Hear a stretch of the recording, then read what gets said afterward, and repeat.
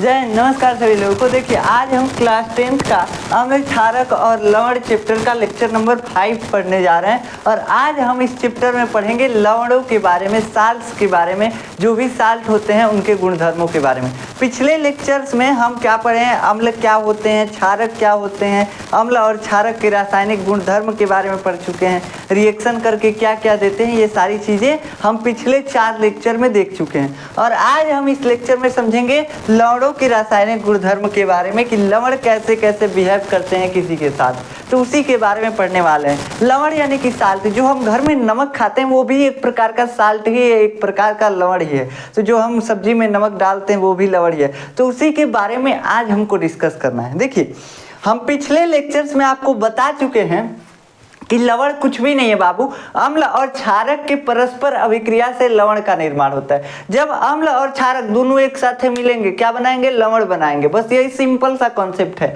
लवण किसे कहते हैं, कोई भी पूछेगा तो क्या बताएंगे कि अम्ल और क्षारक जब आपस में मिलते हैं तो क्या बनाते हैं, लवण बनाते हैं, यानी कि साल्ट बनाते हैं। और उसी साल्ट के बारे में आज हमको पढ़ना है। अब देखिए साल्ट का पीएच होता है, लवण का पीएच होता है। पीएच क्या होता है, हम आपको बताए थे पीएच एक स्केल है, एक मानक है जो कि बताता है कि कोई वस्तु जो है, कोई पदार्थ जो है अम्लीय है, क्षारीय है या उदासीन है। देखिए पीएच स्केल जो होता है 0 से लेकर के 14 तक होता है और बीच में होता है 7। ये हम बताए थे। अगर किसी चीज का पीएच, किसी भी पदार्थ का पीएच 7 से कम है तो उसे बोलेंगे ये पदार्थ अम्लीय है।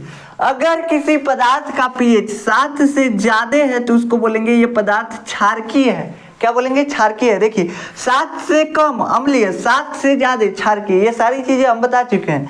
अगर 7 हो तो कहेंगे ना अम्लीय है ना क्षारीय है, ये क्या है, लवण है। क्या है बाबू, लवण है या उदासीन है। क्या बोलेंगे, उदासीन है। ना अम्लीय है ना क्षारीय है, या क्या है, उदासीन है। जैसे कि पानी, पानी का पीएच क्या होता है, शुद्ध पानी का पीएच होता है 7, तो पानी उदासीन होता है। ऐसे नमक का, शुद्ध नमक जो हम NaCl खाते हैं सब्जी में मिला करके, उसका पीएच कितना होता है, 7, तो ये क्या है, ये नमक जो है उदासीन है।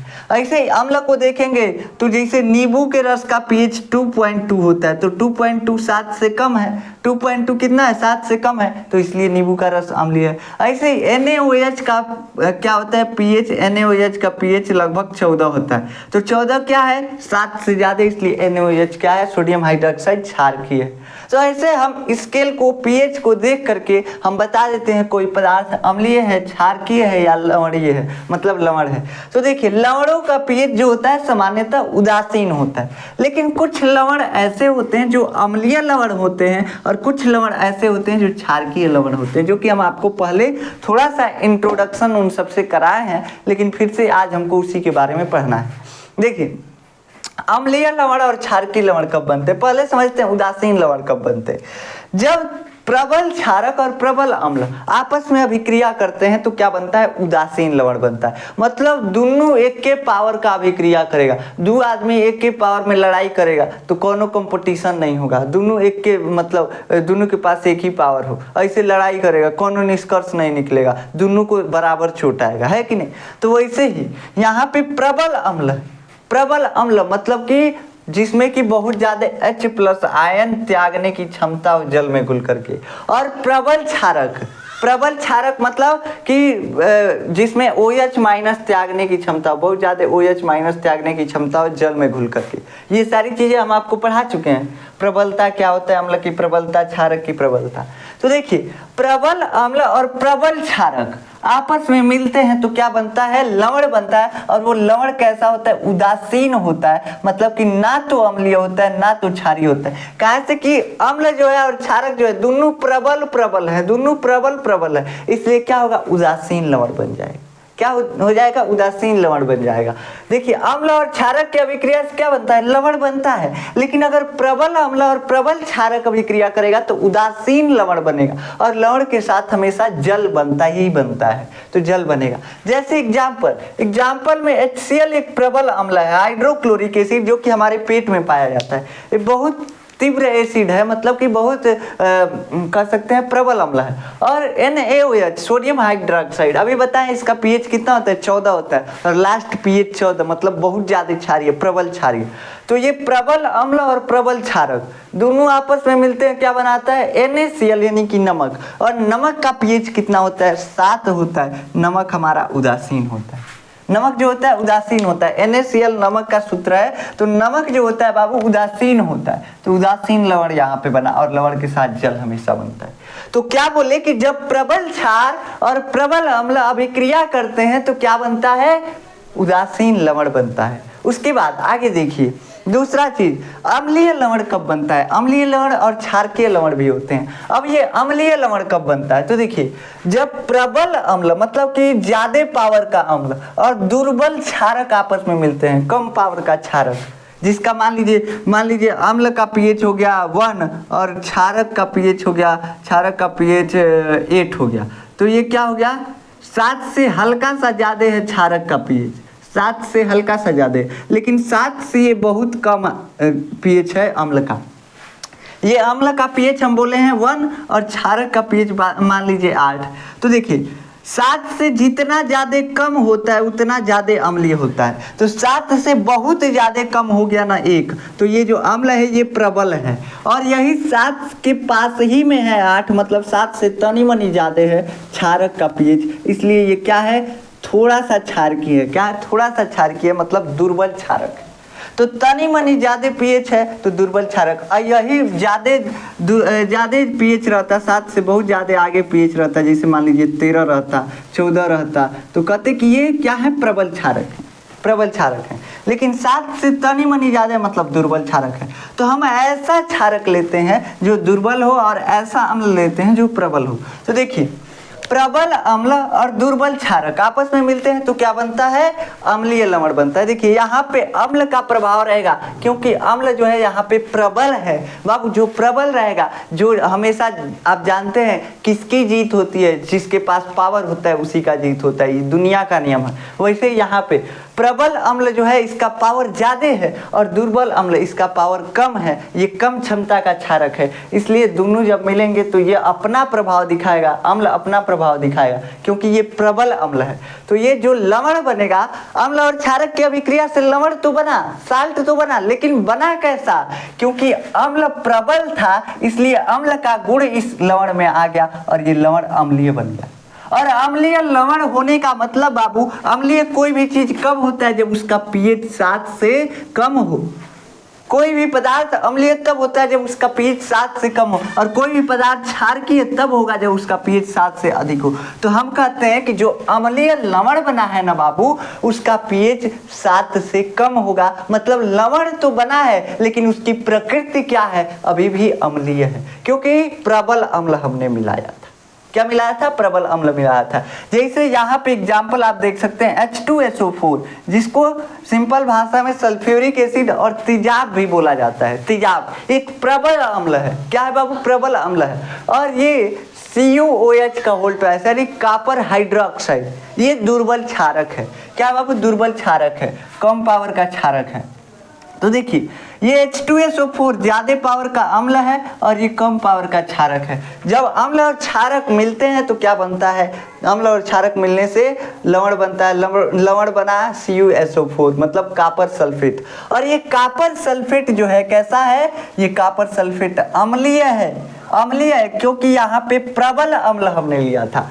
तो प्रबल अम्ल और दुर्बल क्षारक, प्रबल अम्ल दुर्बल क्षारक मिलकर के लवण बनाए। कैसा लवण बनाए, प्रबल अम्ल का पावर ज्यादा था, प्रबल था अम्ल, तो ये अपना प्रभाव इसमें ला दिया, तो ये कैसा बन गया, अम्लीय लवण बन गया। और जल तो साथ में बनता ही है, कोई भी लवण बनेगा जल बनेगा, ठीक। अब देखिए तीसरा केस क्या होता है। तीसरा केस होता है कि जब दुर्बल अम्ल और प्रबल क्षारक अभिक्रिया करें तो क्या होगा। जब दुर्बल अम्ल और प्रबल क्षारक अभिक्रिया करें तो क्या होगा। तो देखिए जब दुर्बल अम्ल और प्रबल क्षारक आपस में मिलते हैं तो क्षारक अपना आप प्रभाव दिखाएगा, क्योंकि अब क्षारक के पास पावर आ गया। अब प्रबल कौन है, कौन ज्यादा जांगर वाला है, अब क्षारक ज्यादा जांगर वाला है। दुर्बल कौन है, दुर्बल अम्ल है। तो देखिए अम्ल और क्षारक के अभिक्रिया से लवण तो बना, लवण और जल तो बना, लेकिन प्रभाव किसका लवण में दिखेगा? जो प्रबल होगा। तो इसमें क्षारक प्रबल है तो ये क्षारकीय लवण बनेगा। इसका पीएच क्या होगा बाबू? इसका पीएच 7 से अधिक होगा। इसका पीएच 7 से अधिक होगा क्योंकि क्षारकीय गुण आ गया लवण में। लवण का पीएच क्षारकीय गुण आ गया और क्षारक का पीएच कितना होता है? 7 से अधिक होता है। तो लवण का पीएच भी यहाँ पे क्षारकीय लवण का पीएच 7 से अधिक हो जाता है। क्यों अधिक हो गया? क्योंकि इसमें क्षारकता का गुण आ गया। ये क्षारकीय लवण हो गया इसलिए इसका पीएच 7 से अधिक होगा। क्षारक का पीएच 7 से अधिक होता है। तो यहाँ पे ये हमको देखने को मिला। अब इसका एग्जाम्पल आप देख सकते हैं। एग्जाम्पल में आपको बताए भी थे हम पहले लेक्चर में कौन दुर्बल अम्ल है कौन प्रबल अम्ल है, इसके बारे में बताए थे। उसमें से एक दुर्बल अम्ल हम लिए हैं एसिटिक एसिड, जिसको विनेगर या सिरका भी बोला जाता है सामान्य भाषा में। ये एसिटिक एसिड या एथेनोइक एसिड, इसको यूपीएससी नाम में बोला जाता है। एथेनोइक एसिड क्या बोला जाता है? Ethanoic acid. कोई दिक्कत नहीं है, बस आप याद रखिए एसिटिक एसिड। एसिटिक एसिड एक क्या है? दुर्बल अम्ल है। ये एसिटिक एसिड टेक्निकल वर्ड है, सिरका का नाम है। ये CH3COOH, इस सिरका को केमिस्ट्री में लिखा गया है CH3COOH, विनेगर को। ठीक, तो ये जो एसिटिक एसिड है, एसिटिक एसिड जो है ये दुर्बल अम्ल है। और ये NaOH इसका भी बताएं, इसका कितना होता है? pH 14 होता है। ये प्रबल क्षारक है, प्रबल क्षारक है और दुर्बल अम्ल है। जब दोनों अभिक्रिया करेंगे तो क्या बनेगा? अम्ल क्षारक की अभिक्रिया से लवण। लेकिन कैसा लवण बनेगा? क्योंकि यहाँ पे क्षारक प्रबल है इसलिए लवण कैसा बनेगा? क्षारकीय लवण बनेगा। और ये क्या बना है? सोडियम एसीटेट बना है। सोडियम एसीटेट CH3COONA, इसको बोलते हैं सोडियम एसीटेट। और लवण के साथ जल तो बनता ही है। तो ये 3 तरह के केस आते हैं, 3 तरह के लवण बनते हैं। कौन कौन से लवण? अम्लीय लवण, क्षारकीय लवण और उदासीन लवण। उदासीन लवण कब बनेगा? जब प्रबल अम्ल प्रबल क्षारक अभिक्रिया करेंगे तो उदासीन लवण, और जब प्रबल अम्ल दुर्बल क्षारक अभिक्रिया करेंगे तो अम्लीय लवण। प्रबल अम्ल देखिए, जो प्रबल रहेगा उसी का प्रभाव आएगा लवण में। तो प्रबल अम्ल और दुर्बल क्षारक अभिक्रिया करेंगे तो क्या बनेगा? अम्लीय लवण बने। उसके बाद क्या बनेगा? देखिए, अगर दुर्बल अम्ल और प्रबल क्षारक अभिक्रिया करते हैं तो लवण तो बनता है, लेकिन कैसा बनेगा? प्रबल क्षारक यहाँ पे है इसलिए क्षारकीय लवण बनेगा। ये 3 केस हम आपको बता दिए। चलिए आगे देखते हैं हम नमक के बारे में। साधारण नमक जो कि हम खाते हैं, ये नमक बनता कहाँ से, आखिर कहाँ से आता है? तो आप सुने होंगे जो साधारण नमक हम NaCl जो खाते हैं ये आता है समुद्र से निकाल करके, ये नमक बनता है। समुद्र से इसका निष्कासन किया जाता है। और इस नमक के हमारे जीवन में बहुत सारे उपयोग हैं। आप जानते होंगे बस नमक खाने के लिए यूज किया जाता है। नहीं बाबू, नमक बस खाने के लिए नहीं यूज किया जाता है। इससे कपड़ा धोया जाता है, कपड़ा धोने वाला डिटर्जेंट बनाया जाता है, कास्टिक सोडा बनाया जाता है, विरंजक चूर्ण बनाया जाता है और बहुत सारी चीज़ें बनाई जाती हैं जिसके बारे में अभी हमको पढ़ना है। ठीक, तो देखिए जो साधारण नमक है इसे समुद्र से प्राप्त किया जाता है तथा इसके दैनिक उपयोग की कई चीज़ें बनाई जाती हैं। जैसे पहले नमक तो ऐसे ही खाने के लिए यूज होता है, समुद्र से निकाल के खा लिए। इसका यूज कास्टिक सोडा बनाने में किया जाता है, इसका यूज धावन सोडा बनाने में किया जाता है, इसका यूज बेकिंग सोडा बनाने में किया जाता है। ये सारी चीज़ों में विरंजक चूर्ण बनाने में किया जाता है। तो नमक का उपयोग इतने सारे चीज़ों में किया जाता है। तो इन सारे चीज़ों के बारे में अब हम पढ़ेंगे कि क्या क्या होते हैं। विरंजक चूर्ण क्या होता है, सोडियम हाइड्रोक्साइड जिसको कास्टिक सोडा बोलते हैं। इसमें आज हम एक चीज़ के बारे में पढ़ेंगे, सोडियम हाइड्रोक्साइड। ये जो लेक्चर है ये 5 नंबर लेक्चर है, 6 नंबर लेक्चर में ये चैप्टर कंप्लीट हो जाएगा। आप धैर्य रखिए। चलिए देखिए, पहले पढ़ लेते हैं हम सोडियम हाइड्रोक्साइड के बारे में। ये किससे बनता है सोडियम हाइड्रोक्साइड? तब इस चैप्टर की शुरुआत से NaOH रट लगा रखे हैं हम। ये NaOH है क्या, बनता कहाँ से है, इसके बारे में समझ लेते हैं। देखिए ये जो सोडियम हाइड्रोक्साइड है, NaOH का रासायनिक नाम क्या है? Sodium hydroxide. ये सोडियम हाइड्रोक्साइड जो है ना बाबू, ये सोडियम हाइड्रोक्साइड बनता है नमक से। कैसे बनता है नमक से? तो नमक का घोल लिया जाता है, नमक का घोल लिया जाता है और उसमें इलेक्ट्रिसिटी पास कराई जाती है। मतलब उसमें यहाँ पे हम डायग्राम भी बनाए हुए हैं। देखिए इस डब्बे में क्या है, इस डब्बे में नमक का घोल भरा हुआ है। इसमें एक कैथोड डाला हुआ है, एक एनोड। ये एनोड है और ये कैथोड है। देखिए पॉजिटिव को बोलते हैं एनोड, पॉजिटिव को क्या बोलेंगे? एनोड।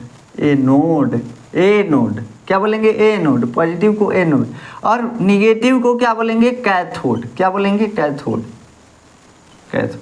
तो याद रखिएगा, positive anode, negative cathode, positive anode, negative cathode, positive anode और निगेटिव कैथोड। बैटरी के कितने पोल होते हैं, पॉजिटिव निगेटिव। तो बैटरी के पॉजिटिव पोल को, पॉजिटिव टर्मिनल को क्या बोलते हैं, एनोड। क्या बोलते हैं बाबू, एनोड बोलते हैं। बैटरी के पॉजिटिव टर्मिनल को एनोड बोलते हैं, बैटरी के नेगेटिव टर्मिनल को कैथोड बोलते हैं। ये याद रखिएगा, तभी हम NaOH यानी सोडियम हाइड्रोक्साइड बना पाएंगे, जिसका दूसरा नाम कास्टिक सोडा भी होता है। देखिए, नमक का घोल लिया जाता है और उसमें 2 तार लिया के डाल दीजिए, 2 तार, दोनों तार बैटरी से निकालिए, उस घोल में डाल दीजिए। वही किए, बस थोड़ा सा छड़ जोड़ करके उस तार को डालें ताकि अभिक्रिया तेज हो सके। मतलब तार की जगह पे एगो छड़ डालें, बैटरी से छड़ जोड़ के लाए हैं, समझ सकते हैं। देखिए, बैटरी से तार जोड़ के लाए हैं और तार को इस छड़ में लपेट करके छड़ को पानी के अंदर डाल दिए हैं। किस पानी के अंदर, ये नमक का घोल है बाबू, तो नमक का घोल इसमें डाल दिए हैं।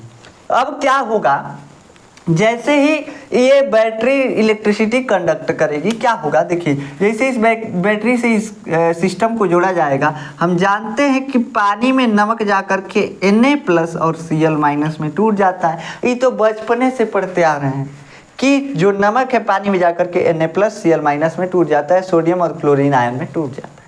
हमको पता है इलेक्ट्रिसिटी को कंडक्ट होने के लिए 2 चीज़ों में से कोई एक भी रहेगा तो इलेक्ट्रिसिटी चलेगा। क्या चलेगा, इलेक्ट्रिसिटी चलेगा, इलेक्ट्रिसिटी दौड़ेगा, मतलब विद्युत का प्रवाह होगा। या तो इलेक्ट्रॉन चाहिए होता है या तो आयन्स चाहिए होते हैं। लेकिन हमको इस पानी में क्या मिल रहा है, सोडियम आयन, क्लोरीन आयन, इस पानी में आयन मिल रहा है, मतलब इसमें इलेक्ट्रिसिटी कंडक्ट होगा। जैसे ही बैटरी से क्या दिया जाएगा, वोल्टेज अप्लाई किया जाएगा, बैटरी से इन तार को जोड़ा जाएगा, इसमें से सोडियम आयन जो है, सोडियम आयन Na+ आयन, देखिए नीला मार्कर से आपको नहीं दिखेगा, हम लिख देते हैं ब्लैक मार्कर से। जो सोडियम आयन है, प्लस आयन, वो क्या होगा, प्लस आयन नेगेटिव टर्मिनल की ओर जमा होने लगेगा। देखिए, हमेशा प्लस जो है माइनस को अपनी तरफ खींचता है, माइनस जो है प्लस को अपनी तरफ खींचता है, ठीक। और प्लस प्लस रहेंगे तो धक्का खाएंगे, सब दोनों एक दूसरे से दूर जाना चाहेंगे। देखिए, माइनस प्लस आपस में पास आना चाहते हैं, माइनस प्लस आपस में पास आना चाहते हैं, और ये प्लस प्लस आपस में दूर जाना चाहते हैं, ये एक साथ नहीं रहना चाहते हैं। वैसे ही माइनस माइनस एक साथ नहीं रहना चाहते हैं, मतलब सेम चिन्ह वाले एक साथ नहीं रहना चाहते हैं, अलग अलग चिन्ह वाले एक साथ रहना चाहते हैं, ठीक। तो देखिए, होता क्या है, ये सोडियम आयन जो है ये निगेटिव की तरफ जाएगा, क्योंकि सोडियम पे कैसा चार्ज होता है, प्लस चार्ज होता है। तो प्लस माइनस एक तरफ अट्रैक्ट होंगे, चिपकना चाहेंगे सब, तो ये सोडियम जाके इस किस पे चिपक जाएगा, कैथोड पे, क्योंकि कैथोड निगेटिव है। कैथोड कैसा है, निगेटिव है बाबू, कैसन है बाबू, निगेटिव। तो ये जो सोडियम आयन है ये कैथोड पे जाके चिपक जाएगा, क्योंकि प्लस जो है माइनस की तरफ जाना चाहता है। ऐसे ही देखिए, जल भी टूटा रहता है, जल टूटता है H+ और OH- में। जो पानी है वो किस में टूटता है, H+ और OH- में, OH- में। और ये नमक किस में टूटा था, Na+ और Cl- में।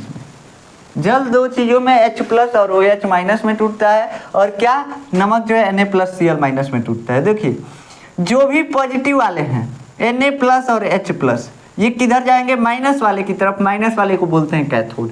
Na+ और H+ किस पे जाएंगे, कैथोड पे जाएंगे, माइनस वाले की तरफ जाएंगे। लेकिन H+ जो है ये गैस बन के, हाइड्रोजन गैस बन के निकल जाएगा। क्या बनेगा, H2 गैस बन के इस अभिक्रिया से निकल जाएगा, बाहर निकल जाएगा। समझ रहे हैं कि नहीं समझ रहे हैं। तो H+ जो है बाहर निकल जाता है। किससे निकलता है, तो ध्यान रखिएगा, कैथोड से हाइड्रोजन आयन निकलता है। ये बात पूछ सकता है बहुविकल्पी में। और यहाँ से जो भी हम पढ़ा रहे हैं सोडियम हाइड्रोक्साइड से ना, जो नमक का, साधारण नमक का यूज बता रहे हैं, इससे जरूर ना जरूर एक क्वेश्चन आपसे पूछेगा ही पूछेगा। हम कंफर्म आपको 100% गारंटी लिख के देते हैं, बोर्ड में इससे क्वेश्चन आएगा, तो इसको ध्यान से पढ़िए। देखिए, सोडियम हाइड्रोक्साइड बनाने के लिए हम क्या किए, नमक के पानी में 2 तार बैटरी से लिया के जोड़ दिए, एगो पॉजिटिव एवं निगेटिव। पॉजिटिव को बोलते हैं एनोड और निगेटिव को बोलते हैं कैथोड। हमको पता है उल्टा चिन्ह वाले एक दूसरे के पास आना चाहते हैं, और सीधा सेम चिन्ह वाले क्या जाते हैं, एक दूसरे से दूर जाते हैं। तो Na प्लस और H प्लस ये निगेटिव की तरफ जाएंगे, निगेटिव वाले को बोलते हैं कैथोड। H प्लस जो है ये हाइड्रोजन गैस बन के हाइड्रोजन गैस बनेगा, और हाइड्रोजन गैस अंदर थोड़ी ना रहेगा, गैस उड़ता है तो ये उड़ के निकल जाएगा इधर से। किधर से निकला? कैथोड की तरफ से हाइड्रोजन गैस निकला, कैथोड की तरफ से हाइड्रोजन गैस निकला। और ये सोडियम तो धातु है, ये सोडियम क्या धातु है, इस कैथोड पे जाके चिपक जाएगी। वैसे ही इधर भी वही होगा, इधर ये एनोड जो है पॉजिटिव है बाबू, कैसा है? एनोड पॉजिटिव है, पॉजिटिव हमेशा निगेटिव को अपनी तरफ खींचेगा। तो निगेटिव वाले कौन कौन से हैं? Cl माइनस है और OH माइनस है, OH माइनस। अब यहाँ से क्लोरीन जो है ये गैस है बाबू, ये क्लोरीन गैस है, तो ये कैथोड पे जाएगा और Cl2 बन के एनोड पे जाएगा और Cl2 बन के ऐसे बाहर निकल जाएगा। Cl2 गैस है, तो गैस जैसे बनेगा, गैस इसमें रहता थोड़ी ना, ऊपर उड़ जाएगा, ऊपर उड़ जाएगा तो क्लोरीन गैस निकलेगा और OH जाके इससे चिपक जाएगा, है कि नहीं? हाइड्रोक्साइड है। तो बाबू देखिए ये क्या क्या हम देखें कि हाइड्रोजन कैथोड से निकल रहा है, क्लोरीन एनोड से निकल रहा है, क्लोरीन एनोड से और हाइड्रोजन कैथोड से। अभी तक हमने NaOH नहीं बनाया, क्या नहीं बनाया? NaOH नहीं बनाया। अब देखिए ये जो Na है सोडियम, क्या है बाबू? सोडियम और OH ये आपस में अब क्या कर लेंगे? एक दूसरे को अट्रैक्ट करके एक दूसरे में चिपक जाएंगे। देखिए कैसे, Na कैसा है? पॉजिटिव है, और OH कैसा है? नेगेटिव है बाबू। कैसा है? नेगेटिव है। ये दोनों एक दूसरे के पास आएंगे, हम तुम चले पास में, ठीक, आ गए और बना क्या? NaOH, sodium hydroxide. तो ये जल में क्या बन गया? सोडियम हाइड्रोक्साइड बन गया। ये NaOH, Na प्लस और OH माइनस अभिक्रिया कर ले, Cl2 इधर निकल गया, हाइड्रोजन इधर निकल गया। अभी दोनों देखे, हमारी वाली गई, मतलब हमारा वाला गया और ये अपना टाका भिड़ाने लगे, समझ रहे हैं ना? देखिए पहले ये दोनों साथ रह रहे थे, NaCl साथ था, ठीक, Cl भाग गया, अब ये छूटा हो गया, Na छूटा हो गया, ठीक, ये किसी के साथ जा सकता है Na। वैसे ही H2O में से H भाग गया, H प्लस भाग गया, बचा क्या? OH। अब यो किसी को खोज रहा है, अकेले दोनों नहीं रहेंगे, सब Na भी नहीं रहेगा और हाइड्रोक्साइड आयन भी नहीं रहेगा, दोनों एक दूसरे से चिपक जाते हैं और क्या बन जाता है? बन जाता है सोडियम हाइड्रोक्साइड, यानी कि NaOH। और यही सोडियम हाइड्रोक्साइड जो है, इसी सोडियम हाइड्रोक्साइड को बोलते हैं कास्टिक सोडा। क्या बोलते हैं? Caustic soda. अब इसका उपयोग कहाँ किया जाता है? देखिए अब ये जल में बना ना, इस जल में बना। अब क्या करते हैं, इधर से हम नमक का पानी भेजते रहते हैं, क्योंकि इसमें से नमक टूट के NaCl हाइड्रोक्साइड आयन बन रहा है, हाइड्रोजन गैस निकल रहा है, क्लोरीन गैस निकल रहा है, मतलब इस पानी में नमक की मात्रा कम होती जा रही है, नमक की मात्रा कम होती जा रही है। और जैसे नमक की मात्रा कम होगी ना, ये इलेक्ट्रिसिटी फ्लो करना खत्म हो जाएगा, क्योंकि आयन खत्म होते जा रहे हैं। क्लोरीन इधर निकल जा रहा है, हाइड्रोजन इधर, OH और Na मिल करके एक पदार्थ NaOH बना दे रहे हैं, सब दिक्कत हो जाएगा। तो देखिए वैसे तो NaOH भी टूट के और इलेक्ट्रिसिटी कंडक्ट कर सकता है, लेकिन हमको NaOH को बाहर निकालना है, तो हम क्या करते हैं? नमक का पानी भेजते रहते हैं, नमक ज़्यादा कंडक्टिव होता है, तो नमक टूट के इस इलेक्ट्रिसिटी को कंडक्ट करता रहेगा और NaOH आपस में मिल के इधर से निकलते रहेंगे। NaOH आपस में मिल के इधर से एक दो पाइप लगाए होते हैं, इधर से पानी नमक वाला भेजते रहते हैं नया, और इधर से पुराना पानी निकलता रहता है। इसमें नमक भी होता है, पुराने वाले पानी में नमक भी होता है, पूरी तरीके से नमक NaOH में नहीं बदला होता है, कुछ NaOH में बदल गया होता है, कुछ नमक NaOH यानी सोडियम हाइड्रोक्साइड में बदल गया होता है और कुछ इसके साथ नमक भी आता है, तो ये सोडियम हाइड्रोक्साइड हमको मिल जाता है, कास्टिक सोडा। तो इसका निर्माण कैसे हुआ बाबू, इसके बारे में तो आप समझे ना कि कैसे हुआ। देखिए यहाँ पे लिखा हुआ है कि NaCl प्लस H2O, मतलब कि सोडियम क्लोराइड जो कि नमक है, इसको जब जल के साथ घोल करके इसमें विद्युत धारा प्रवाहित की जाती है तो सोडियम हाइड्रोक्साइड बनता है, क्लोरीन गैस बनता है, हाइड्रोजन गैस बनता है। हमको चाहिए क्या? हमको चाहिए था सोडियम हाइड्रोक्साइड। क्या चाहिए था बाबू? Sodium hydroxide. अब इस सोडियम हाइड्रोक्साइड का यूज क्या है, इसके बारे में हम थोड़ा सा डिस्कस कर लेते हैं। देखिए सोडियम हाइड्रोक्साइड का यूज किया जाता है धातुओं से ग्रिज हटाने में।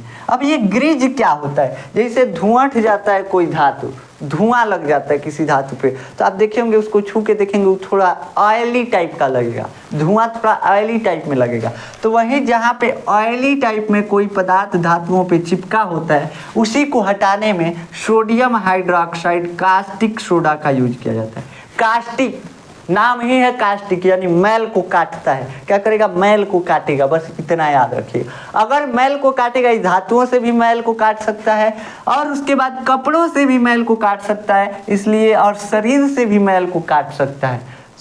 ये कास्टिक सोडा जो है सोडियम हाइड्रोक्साइड, ये क्या करता है? धातुओं से भी मैल को काट सकता है, शरीर, आपके शरीर पर मैल बैठा हुआ है उसको भी काट सकता है, कपड़ों पे भी मैल बैठा हुआ है उसको भी काट सकता है। तो इसका उपयोग कहाँ कहाँ किया जाता है? साबुन बनाने में। अब ऐसे ये नहीं कहेंगे ना कि सोडियम हाइड्रोक्साइड सीधा लेके शरीर पे लगा लिए, नहीं बाबू, ये प्रबल क्षारक है, तुरंत स्किन जला देगा। तो इसका यूज कैसे किया जाता है? साबुन में मिला करके किया जाता है, तब ये अच्छे से काम करता है और हमारे शरीर से गंदगी को हटाता है। अपमार्जक जो कि डिटर्जेंट होता है, तो इसका यूज कपड़े धोने में किया जाता है। मतलब कि सोडियम हाइड्रोक्साइड का यूज धातुओं से ग्रीज हटाने में, साबुन बनाने में, अपमार्जक यानी डिटर्जेंट, सरफ जिसको बोला जाता है, सरफ बनाने में, कागज उद्योग में, कागज बनाने में कैसे किया जाता है? देखिए, कागज सेलुलोज के रेशे से बनाया जाता है। सेलुलोज आप सुने होंगे, पेड़ पौधों में सेलुलोज होता है, सेलुलोज के रेशे होते हैं। अब ये सेलुलोज के रेशे एक लिग्निन नामक गोंद से चिपके होते हैं। किसके? लिग्निन नामक गोंद से चिपके होते हैं। अब इस गोंद को हटाया जाएगा तभी इस रेशों का लुगदी बनता है। लुगदी मतलब हलवा तैयार होता है और उसी हलवा से क्या बनाया जाता है? कागज बनाया जाता है। लेकिन इस गोंद को हटाने में कौन काम करेगा? यही सोडियम हाइड्रोक्साइड, यही जो है रेशों को अलग करेगा और इसी से क्या बनाया जाएगा? एक लुगदी बनाया जाएगा और लुगदी बना करके कागज बनाया जाएगा। लुगदी मतलब घोल कह सकते हैं, सेलुलोज का घोल। तो उसमें कागज उद्योग में किसका? सोडियम हाइड्रोक्साइड का यूज। कृत्रिम फाइबर बनाने में, कृत्रिम फाइबर बनाने में किसका यूज किया जाता है? सोडियम हाइड्रोक्साइड का यूज किया जाता है। तो ये सोडियम हाइड्रोक्साइड का यूज है। ऐसे ही दूसरा हाइड्रोजन का भी यूज कर सकते हैं। हाइड्रोजन का यूज कहाँ होता है? हाइड्रोजन का यूज ईंधन के रूप में होता है। ईंधन, जो हाइड्रोजन गैस है बहुत तेज ज्वलनशील गैस है, बहुत तेज जलती है ये हाइड्रोजन गैस। तो हाइड्रोजन गैस का यूज किस में किया जा सकता है? ईंधन के रूप में किया जा सकता है। खाद के लिए अमोनिया बनाने में, NH3, ये क्या है? अमोनिया। ये खाद जो फसलों में डाला जाता है, खेतों में डाला जाता है, इसको बनाने में, इसमें देखिए नाइट्रोजन के साथ 3 को हाइड्रोजन जोड़ेंगे तब जाकर के अमोनिया बनेगा, तब जाकर के अमोनिया बनेगा। इसी इसका प्रोसेस अलग होता है, लेकिन हाँ हाइड्रोजन जोड़ना पड़ेगा। तो हाइड्रोजन जोड़े, तो हाइड्रोजन जोड़ करके नाइट्रोजन में और अमोनिया बनाए, तो अमोनिया बनाने में किसका यूज होता है? हाइड्रोजन का। ठीक, तो इसमें हाइड्रोजन का यूज है। उसके बाद तीसरा क्या है? Chlorine gas. क्लोरीन गैस का यूज कहाँ किया जाता है? कीटनाशक के रूप में। जितने भी आप खेतों में दवाई छिड़कते हैं, जितने भी आप खेतों में दवाई छिड़कते हैं, उस सब में क्लोरीन की मात्रा होती है, क्लोरीन होता ही होता है। तो कीटनाशक के रूप में क्लोरीन का यूज, कीटनाशक के रूप में। उसके बाद पानी को शुद्ध करने में क्लोरीन का यूज। पानी को शुद्ध करने में, आपको बताए थे पानी का स्वाद, गंध, ये सब ठीक करने में किसका यूज होता है? पानी को शुद्ध करने में क्लोरीन का यूज होता है। पानी का गंध, स्वाद, अगर पानी का स्वाद सही नहीं है तो उसमें क्लोरीन से क्या किया जाता है? पानी का स्वाद ठीक किया जाता है। उसके बाद क्या किया जाता है? कीटनाशक के रूप में इसका यूज किया जाता है। पीवीसी बनाने में, पीवीसी पाइप जो होते हैं, पीवीसी ये पाइप जो होते हैं, इसमें इसका यूज होता है। पीवीसी पाइप बनाने में भी इसका यूज होता है। और क्या यूज है? और इसका यूज है आपका रोगाणुनाशक, वही बता ही दिए। स्विमिंग पूल में भी पानी गंदा ना हो इसलिए क्लोरीन गैस का यूज किया जाता है, क्लोरीन का यूज किया जाता है। जल को स्वच्छ बनाने में कीटनाशक के रूप में, ये सभी क्लोरीन का यूज है। ठीक, तो आशा है कि आपको आज का लेक्चर बहुत अच्छे से समझ में आया होगा। क्या होता है अम्लीय लवण, क्या होता है क्षारकीय लवण, क्या होता है उदासीन लवण, ये सभी समझे होंगे। कास्टिक सोडा कैसे बनाया जाता है, नमक का यूज क्या है, ये सारी चीज़ें आपको समझाएं। अभी नमक के बहुत सारे यूज बाकी हैं जिसको हम नेक्स्ट लेक्चर में डिस्कस करेंगे। नेक्स्ट लेक्चर थोड़ा सा हो सकता है लंबा भी होगा क्योंकि वो कॉन्सेप्चुअल है और वो वहाँ से क्वेश्चन जरूर आता है, हर साल आता है। अभी हम बोले हैं कि यहाँ से जो शुरू हुआ है यहाँ से क्वेश्चन आएगा ही आएगा, 100% आप लिख के ले लीजिए। इस चैप्टर से यहीं से क्वेश्चन ही आता है, साधारण नमक के बाद से। उधर से आ सकता है संभावना है, लेकिन इधर से एकदम पक्का गारंटी है कि आएगा। तो अब बाबू जो अब पढ़ा रहे हैं उसको थोड़ा सा ध्यान से देखिए, क्योंकि जब हम आपको बता दिए कि 100% यहाँ से क्वेश्चन आएगा तो बाबू आएगा। ठीक, तो आशा है कि आपको ये लेक्चर समझ में आया होगा। नोट्स चाहिए आपको, डिस्क्रिप्शन में देखेंगे टेलीग्राम चैनल का लिंक मिलेगा, वहाँ से नोट्स डाउनलोड कर सकते हैं टेलीग्राम चैनल से जा करके। और अब मिलते हैं नेक्स्ट लेक्चर में, तब तक के लिए जय हिंद।